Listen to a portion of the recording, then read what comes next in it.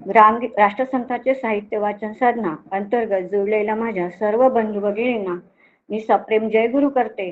आणि आजचा अध्याय माझ्याकडे आला, तिसरा अध्याय आश्रम धर्म. आणि या आधी आपला झाला दुसरा अध्याय धर्माध्याय. आणि धर्माध्याय म्हटलं तर देवाने जेव्हा पृथ्वी निर्माण केली आणि मानव सृष्टीची निर्मिती जेव्हा झाली तेव्हा ब्रह्मदेवाने ही निर्मिती केली आणि त्यात अनेक पशु पक्षी मानव या सृष्टीची निर्मिती झाली. आणि यामध्ये मानव हा बुद्धिमान प्राणी आहे आणि त्या मानवाच्या समाजाच्या सुव्यवस्थेसाठी धर्म महाराजांनी सांगितलेला आहे. धर्म म्हणजे काय जरी बोलायला सोपा असला तरी त्याची व्यापकता आणि परमार्थिक दृष्ट्या तो व्यापक आहे. पृथ्वीवर सर्व प्राणी मात्राला ज्याच्या त्याच्या आचरणाने त्याला सुख प्राप्त होते, परंतु तोही धर्मच म्हटला जातो. आणि दुसरे म्हणजे सर्वांविषयी समबुद्धी ठेवून विश्वची माझे घर असं आचरण करणे म्हणजे सुद्धा धर्मच होय. वंदनीय महाराज म्हणतात की दुसऱ्याच्या सुखासाठी प्रयत्न करणे तो म्हणजे धर्म. एकमेकांविषयी न्यायाने आणि एकमेकांसोबत न्यायाने आणि नीतीने वागणे म्हणजे सुद्धा धर्मच होय. अशा अनेक उदाहरणं देऊन महाराजांनी धर्माचा विचार आपल्या समोर मांडलेला आहे. आणि वंदनीय महाराज म्हणतात की समाजामध्ये वेगवेगळ्या प्रवृत्तीचे लोक आहेत. जसं म्हणतात ना, व्यक्ती तेवढ्या प्रवृत्ती, त्याचप्रमाणे प्रत्येक व्यक्तीचा गुण स्वभाव हा वेगवेगळा असतो आणि त्यानुसार व्यक्ती एकमेकांच्या सहकार्याने जर राहिला तर तो सर्वांना सुखशांतीच मिळते. धर्माचे शिक्षणच हे धर्माचे शिक्षण आहे. खरं तर हे धर्माचे शिक्षण आहे आणि म्हणून आपण आपली कार्य सर्वांनी मिळून इमानी इतबारे पार पाडावी हेच म्हणजे धर्माचं लक्षण आहे. आणि कोणाच्याही दडपणास खाली कार्य न येता आपली वागणूक उत्तम ठेवणे म्हणजे सुद्धा धर्मच म्हटला आहे. आणि म्हणून वंदनीय महाराजांना धर्माचे शिकवण देताना आणि सर्वांच्या सुखासाठी धडपड करणारा म्हणजे असा हा धार्मिक. आणि हा झाला या धर्माध्ययनमध्ये धर्माचं निरूपण महाराजांनी केलं. आणि त्यानंतर आपल्याला सांगितलेलं आहे की आश्रम धर्म, कारण या अवस्था 3 सांगितल्या आहे. आपलं 3 अवस्थेमध्ये 3 अवस्था सांगितल्या, मानवाच्या 3 अवस्था सांगितल्या आहेत. जसं की ब्रह्मचर्याश्रम, दुसरा आहे गृहस्थाश्रम आणि तिसरा आहे वानप्रस्थाश्रम. आणि ब्रह्मचर्याश्रम हे 24 वर्ष कसं पालन करावं यासाठी महाराजांनी अतिशय चांगल्या पद्धतीने या अध्यायामध्ये सांगितलेलं आहे. की जसं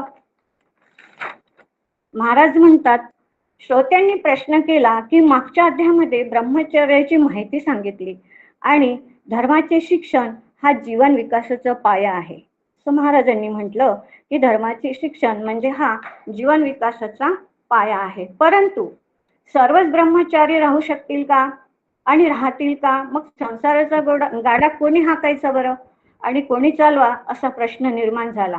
मग महाराज म्हणतात की जग कोणत्या तरी शक्तीप्रमाणे चालत आहे आणि ती चालवणारी शक्ती एक वेगळी आहे. आणि वंदनीय महाराज म्हणतात ही प्रश्न सगळे ते निर्मित्यावर सोडून द्या, ते ईश्वरावर सोडून द्या, त्याची चिंता करायची आपल्याला काही गरज नाही. कारण तुम्हाला शक्य असेल तरच ब्रह्मचर्य पाळा आणि ब्रह्मचर्य पाळत असताना पतन होऊ देऊ नये. आणि पतन होऊ देऊ नये शक्य नसेल तर विषयाकडे मन वळत असेल तर गृहस्थाश्रमाकडे जाण्यास हरकत नाही. आणि म्हणून असा सल्ला दिला महाराजांनी की ब्रह्मचर्य पाळणं एवढं सोपं नाही आहे. नैष्टिक ब्रह्मचर्य पाळणं म्हणजे विवाह न करता आजन्म ब्रह्मचर्य पाळणं, परंतु ते शक्य होणार नाही.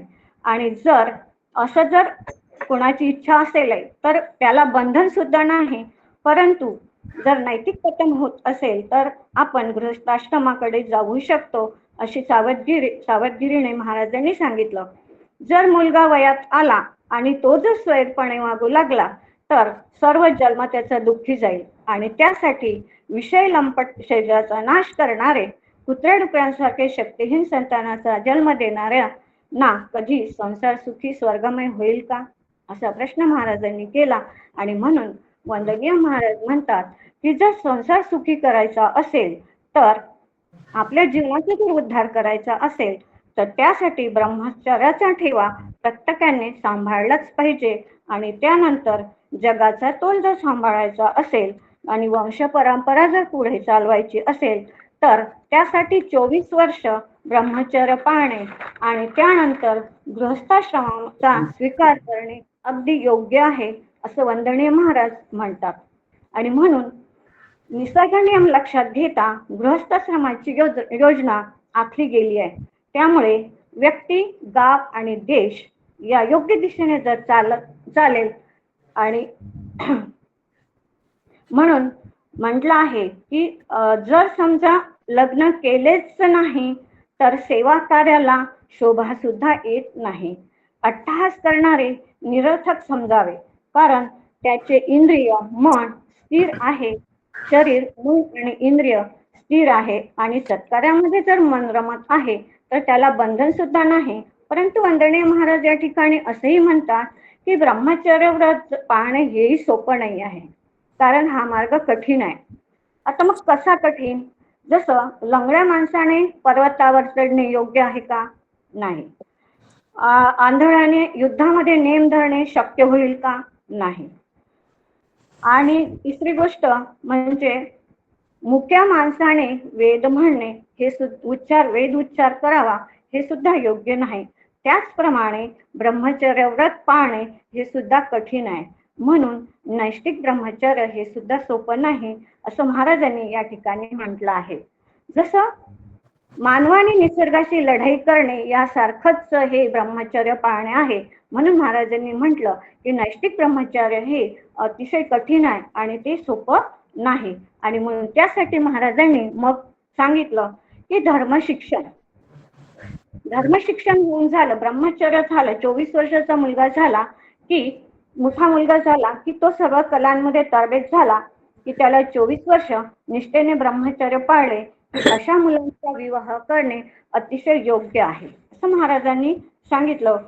की वेळीच करणे आवश्यक आहे आणि विवाह नाही झाला तर चिंता सुद्धा पित्यालाच असते. विवाह जर नाही झाला, चिंता सुद्धा पित्याला असते. आणि अशा प्रकारे त्याच्या बालपणाचा विसर पाडून त्यावेळी त्याला गृहस्थाश्रमाची जबाबदारी त्याच्यावर लादावी किंवा त्याच्याकडे सोपवावी, असं वंदनीय महाराज म्हणतात.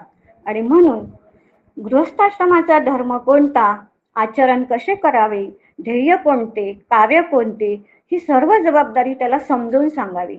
आणि त्याला सावधानतेचा इशारा सुद्धा द्यावा की घरदार सांभाळणे हे सोपे नाही. आपली कर्तव्य पार पाडणे, कुटुंब धर्म, राष्ट्रधर्म आचरण केलंच पाहिजे आणि त्यामुळे कुटुंबाची जबाबदारी सुद्धा आपण पार पाडली पाहिजे. यासाठी त्याला त्याची कर्तव्य पार पाडण्यासाठी समजावून सांगणे अतिशय आवश्यक असते. म्हणून वंदनीय महाराज म्हणतात की आपली कर्तव्य पार पाडणे हा समाज धर्माचा जरी नियम असला तरी एक पत्नीव्रतेचा नियम मात्र समाजाला समजावून सांगायचा. आणि परंतु वाईट दृष्टीने कोणाकडे पाहू नये हे सुद्धा सांगितलं. की जीवन जगत असताना संयम, यम, नियम याचे पालन करणे अतिशय गरजेचे आहे. आणि आपले जीवन सत्कार्य मार्गाने चालविणे आणि आपली मदत सर्वांना व्हावी असे आई वडिलांना, बंधू भगिनींना, इतरांशी सुद्धा आपली वागणूक कशी आहे याबद्दल सुद्धा समजावून देणे. आणि त्याच नंतर ते सुद्धा म्हटलं की थोड्या मोठ्यांच्या विचाराचे चरित्र संपन्न असणे महत्वाचे असते. म्हणून वंदनीय महाराज म्हणतात संतान करावे आदर्श साचे, तरी ऋण फिटे माता पित्यांचे, अथवा आपणची नाम वाढवते दया देश सेवेचे. देशसेवा हीच ईश्वर सेवा आहे. आणि अशा प्रकारे आपल्या मुलाबाळांना चालणे, बोलणे, चांगली वागणूक देणे, चांगले विचार, आचाराचे पालन करणे शिकवणे हे मात्र अत्यंत गरजेचे आहे. तरच माता पित्याचे मुलगा आदर्श होईल म्हणता येईल आणि तोच माता पित्याचे ऋण सुद्धा फिटेल असं महाराजांनी इथे सांगितलेलं आहे.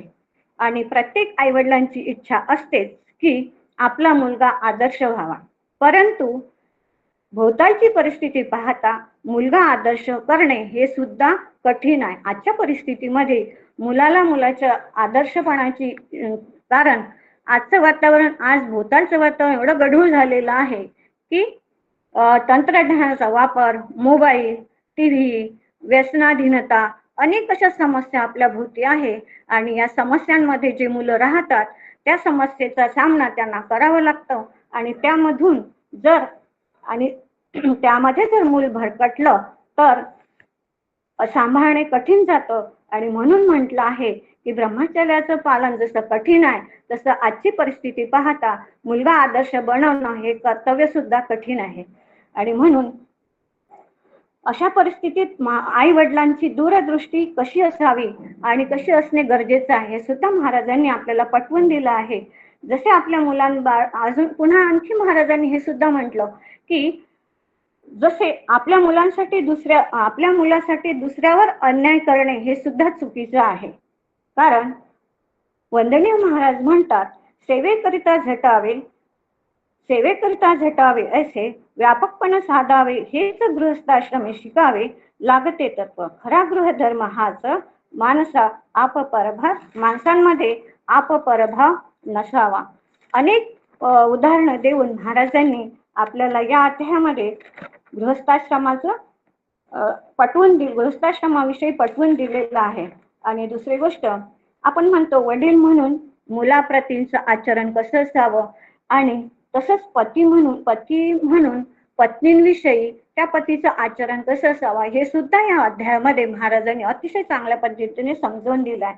आणि हे म्हटलं आहे, दोघांचे व्हावे एक म्हण, तर तेथेची नांदे स्वर्गपूर्ण.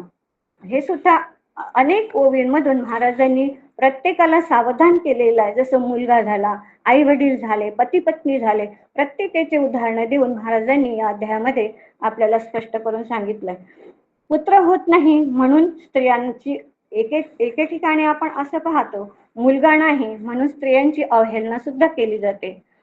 आणि ते म्हणून म्हटलं आहे की पुत्र व्हावा कुल उद्धारी, एरविती वांझच वरी, ऐसेही बोलील निर्धारी ग्रंथा माझे. म्हणून वंदनीय महाराज म्हणतात, यामधून एवढाच सार काढावा की समाजाची सेवा करणे हेच कार्य म्हणजे पुत्र धन होय. जर मुलगा असेल किंवा नसेल हे काही आपल्याला आपण स्वतःला दोष देणे योग्य नाही, तर आपण देशाची सेवा करावी, आपले जे धन असेल ते सत्कार्याच्या मार्गी लागावं, हेच आपलं पुत्र धन आहे. आणि जर आपण ही कार्य जर केलं तर नक्कीच आपला जीवनाचा उद्धार झाल्याशिवाय राहणार नाही. जसे आजची परिस्थिती जर पाहिली आपण तर अलीकडे आपल्याला वृद्धाश्रम वाढलेले दिसतात. मुलं आहेत, 4 मुलं आहे, 5 मुलं आहे, 3 मुलं आहे, 1 मुलगा आहे, परंतु परिस्थिती अशी पाहतो की ते मुलं चांगल्या पोस्टवर आहेत, तरी सुद्धा त्यांना गृहस्थाश्रमात राहण्याची परिस्थिती त्या आई वडिलांवर येते. हे सुद्धा एक चिंतनीय बाब आहे आपल्या समोर खरोखरच ही. आणि म्हणून पुत्र नाही म्हणून स्वतःला दोष देऊ नये, तर सर्व पुत्र आपलेच आहे असे समजून विश्वची माझे घर हे वंदनीय महाराजांनी आपल्याला पटवून दिलं आहे. आणि हा विश्व आपले घरची नव्हे घर, विश्व आपले सुंदर मकान, हेची शिकवाव्या असे संसार, उधारतो याच मार्गी. म्हणून विश्व हे आपले घर आहे हे समजून दूरदृष्टीचा विचार करायला आपल्याला सांगितलेला आहे. आणि पुत्र असले काय आणि नसले काय, आपले मन घरातून काढून आपण आपली जबाबदारी मुलांच्या प्रती देऊन आपण देशाटने निघावे. आणि देशाटने निघावे धर्माच्या कार्यासाठी, आणि सोबत पत्नीला घेऊन सुद्धा निघावे. परंतु जर पत्नी साथ देत नसेल तर तिला पुत्राजवळ ठेवावं आणि आपण निस्वार्थपणे देश सेवा आणि विश्वाच्या कल्याणासाठी स्वतःला झोकून द्यावे असे वंदनीय महाराज या ठिकाणी आपल्याला म्हणतात. आणि म्हणून गृहस्थ धर्माचा त्याग करून आपण दोघांनीही करावा. आणि वानप्रस्थाश्रमाचे महत्व या ठिकाणी महाराजांनी अतिशय चांगल्या पद्धतीने आपल्याला समजावून दिलेलं आहे. जसं वानप्रस्थाश्रमाचे सांगताना सद्वर्तनाचे धडे दोघांनीही पाडावे. मंदिरात मुनी या ठिकाणी आपले मन सत्कार्य लावावे, सेवा कार्यात स्वतःला झोकून द्यावे, अध्यात्माचा मार्ग स्वीकारावा आणि सेवेसाठी दीक्षा घ्यावी, आनंदाने समाज कार्य करावं आणि गावाचे नंदनवन करावे, असे विशेष करून वंदनीय महाराजांनी या अध्यायात आपल्याला सांगितलं आहे. आणि म्हणून अंधू, पंगू, महारोगी, अनाथ वृद्धाश्रम सुद्धा चालवू शकतो आणि सर्वांगीण उन्नती घडून येण्यासाठी मनोमन प्रयत्न करावे. आणि म्हणून इथे म्हटलं आहे, वंदनीय महाराज म्हणतात, ग्रामसेवाच देशसेवा, देशसेवाच ही ईश्वर सेवा. आणि या अनुभवातून हेच अनुभवाया जीवा भावा वानप्रस्थ आश्रम. आणि म्हणून वानप्रस्थ आश्रमानंतर संन्यास धर्म सांगितला आहे, की त्यानंतर आपल्याला संन्यास न घेता किंवा संन्यास धर्म कसा आहे हे सुद्धा महाराजांनी अतिशय चांगल्या पद्धतीनं या आपल्या अध्यायातून आपल्याला सांगितलेलं आहे. जसं की तिसरा वानप्रस्थ आश्रम हा संन्यासाचा उपक्रम, भाव या वासनेचा उपशम अंतरा माझे. पुढे आहे संन्यास धर्म, वानप्रस्थाश्रमाचा तोडण्याचे भ्रम, अनुभवानो आत्माराम, वृत्ती उपराम करावा. आणि म्हणून वंदनीय महाराज म्हणतात की आपल्याला काय करायचंय नेमकं, तर आपली वृत्ती आत्मभावात रममान होईल आणि आसक्तीचा त्याग आपल्याला करावा लागेल. आसक्तीचा त्याग झालेला संन्यासी भागवत चिंतनात वेळ घालवेल आणि स्थित प्रज्ञ अवस्था आपल्याला नक्कीच सहज प्राप्त होईल किंवा त्यामध्ये समाधान वाटू लागेल.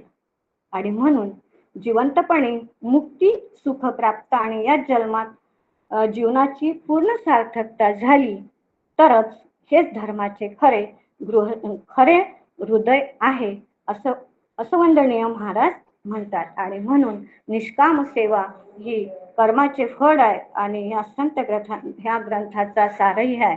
आणि म्हणून वंदनीय महाराजांनी म्हटलं आहे की गृहस्थाश्रमानंतर वानप्रस्थाश्रम आणि वानप्रस्थाश्रमानंतर संन्यास